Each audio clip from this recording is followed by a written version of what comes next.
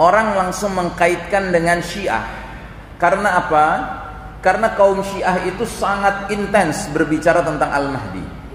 Na'udzubillah min dzalik. Jadi ajaran Syiah ini memang harus benar-benar kita waspadai ya. Kita umat Islam tidak punya pemahaman seperti itu tentang Al-Mahdi.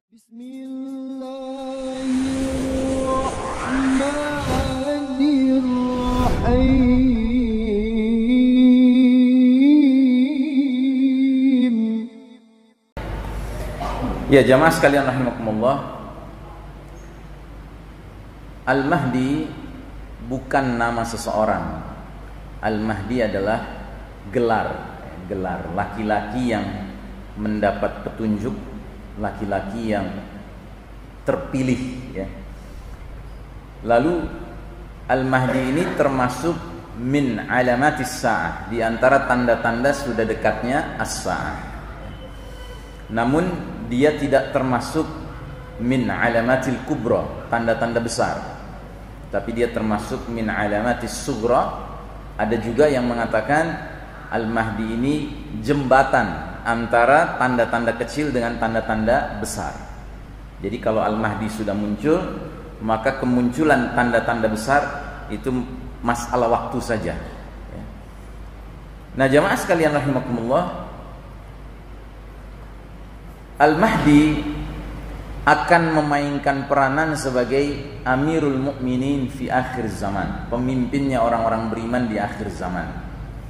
Dalam sebuah hadis Nabi mengatakan, yamla'ul arda qistan wa adlan kama muliat jawran wa zulman. Al-Mahdi akan memenuhi bumi secara merata dengan keadilan, setelah tadinya bumi dipenuhi secara merata dengan kezaliman. Jadi Al-Mahdi akan mengubah keadaan dengan izin Allah bersama umat Islam tentunya yang dia pimpin, untuk memindahkan kita dari babak perjalanan sejarah umat Islam yang penuh kezaliman yang sedang kita alami sekarang, menuju babak terakhir perjalanan umat Islam yang penuh keadilan.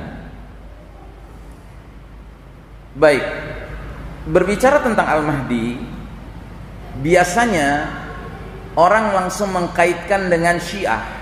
Karena apa?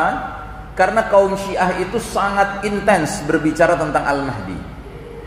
Tetapi kalau kita pelajari baik-baik, ternyata pengertian kita kaum muslimin berbeda sekali dengan pengertian mereka kaum Syiah ya. Contoh, kaum Syiah meyakini bahwa Al-Mahdi itu sudah ada sekian abad yang lalu, tetapi kemudian menghilang ketika usianya masih kanak-kanak, usia 5 tahun. Dan bersama dengan menghilangnya Al-Mahdi, dibawa Al-Quran yang asli bersama Al-Mahdi. Sehingga setelah itu umat Islam tidak memiliki Al-Quran yang asli. Mereka menyebutnya Mushaf Fatimah. Lalu bagaimana umat ini akan terbimbing? Umat ini terbimbing karena adanya para imam-imam. Nah, begitu keyakinan mereka. Makanya di kalangan kaum Syiah, yang namanya iman kepada imamah, kepemimpinan itu termasuk rukun iman. Nah saudara sekalian rahimakumullah, ada lagi contoh lain. Contoh lain, menurut keyakinan kaum Syiah, Al-Mahdi bila sudah tampil nanti, dia akan mempunyai hal-hal yang sifatnya supranatural. Kata orang Jawa, sakti mandraguna. Nah, begitu. Misalnya apa? Al-Mahdi sanggup menghidupkan orang yang sudah mati. Dan dalam hal ini yang akan dihidupkan siapa? Abu Bakar dan Umar bin Khattab. Dibangkitkan dari kuburnya untuk apa? Untuk disalib, disiksa sampai mati. Na'udzubillah min dzalik. Jadi ajaran Syiah ini memang harus benar-benar kita waspadai ya. Kita umat Islam tidak punya pemahaman seperti itu tentang Al-Mahdi. Al-Mahdi walaupun manusia yang dipilih Allah menjadi Amirul Mukminin fi akhir zaman, menurut keyakinan kita kaum muslimin adalah manusia biasa. Dia tidak memiliki hal-hal yang sifatnya supranatural, sakti mandraguna, tidak ada. Baik, saudara sekalian rahimakumullah, kita akan mulai dengan membahas identitas umum dari Al-Mahdi. Secara umum kita akan lihat namanya, asal usul keturunannya, saat kehadiran kemunculannya, dan ciri-ciri fisik dari Al-Mahdi. Pertama, dalam hadis riwayat Abu Daud, berkata Rasulullah sallallahu alaihi wasallam yang maknanya, sekiranya dunia ini tidak tersisa kecuali hanya sehari, maka Allah Ta'ala akan panjangkan hari itu hingga Allah mengutus seorang laki-laki dariku atau dari keluargaku, namanya mirip namaku, nama ayahnya mirip nama ayahku. Jadi Al-Mahdi itu namanya Muhammad atau Ahmad, sedangkan ayahnya bernama Abdullah. Jadi Al-Mahdi itu Muhammad bin Abdullah atau Ahmad bin Abdullah. Walaupun ada pendapat yang minoritas, mereka mengatakan kemungkinan juga namanya Ahmad bin Ibrahim atau Muhammad bin Ibrahim. Karena apa? Suatu ketika Nabi Muhammad SAW pernah dikaruniai seorang anak laki-laki. Waktu baru lahir, Nabi mengatakan, ku namakan anakku ini seperti nama ayahku, Ibrahim. Ya, baik. Yang kedua, Al-Mahdi secara asal usul adalah keturunan keluarga Nabi Muhammad sallallahu alaihi wasallam. Hadisnya, Al-Mahdi min itrati min waladi Fatimah. Al-Mahdi itu dari keturunanku, dari jalur Fatimah. Ya. Kita tahu Nabi kita punya dua cucu laki-laki dari Fatimah dan Ali, yaitu Hasan dan Husain. Bagi kita kaum muslimin, bisa jadi Al-Mahdi itu keturunan Hasan, bisa jadi Al-Mahdi keturunan Husain. Tapi bagi kaum Syiah wajib keturunan Husain. Karena apa?